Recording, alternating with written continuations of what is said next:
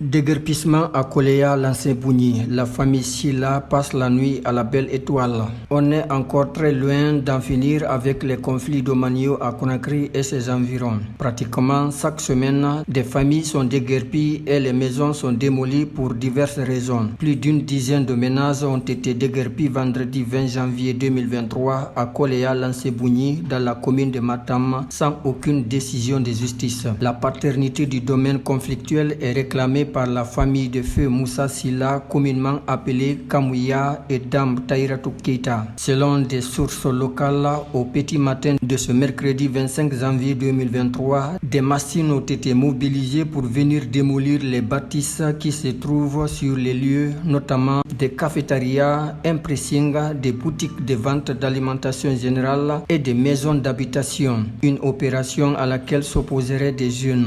En réaction à leur opposition, les agents des forces de sécurité font usage des grenades lacrymogènes, nous apprendons. Selon des informations recueillies sur place, c'est la famille de feu Moussa Silla dit Kamouya qui occupe la concession depuis le temps colonial. La même source nous confie que la concession a été cédée à la famille Silla par un blanc avant de quitter la Guinée. L'un des petits-fils de feu Moussa Silla, en l'occurrence Fodé Moussa Silla, indique que c'est lors du régime de feu général Lansana Conté que le conflit domanial a commencé avec l'arrivée de Tahiratou Keita. D'après ses explications, Dame Keita est arrivée dans la concession grâce à son mari togolais qui était locataire. C'est après la disparition de son époux que Madame Keita s'est déclarée la propriétaire de la concession, soit disant que c'est le fils du blanc qui lui a vendu le domaine. Cette dame a été logée par notre grand-père grâce à la complicité des sages d'alors et le quartier. Nous ne savons pas si elle a vendu le terrain ou pas, mais depuis 2008, cette affaire continue. Soutien Fodé Momo Silla, avant de rappeler que c'est suite aux confrontations entre la famille feu Moussa Silla et Dame Keita, la justice s'est saisie du dossier. À l'époque, le tribunal de première instance de Mafanko et la cour d'appel de Conakry ont tranché en faveur de la famille Silla. Malgré cette décision de justice,